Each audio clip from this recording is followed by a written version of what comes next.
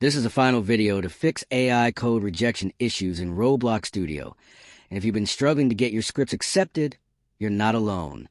Are you tired of seeing your code rejected even though it seems correct? This usually happens because Roblox Studio has strict AI filters and checks that flag certain patterns or functions. And many tutorials online show complicated steps that are hard to follow or take too much time. But today on Rexist, I'll show you a simple trick that can boost your code acceptance without stress. All you need is a clean formatting method and a small tweak to your function names and variable usage, which keeps everything within Roblox's AI-friendly guidelines. By following this approach, your scripts will pass the AI check faster, and you'll spend less time fixing errors.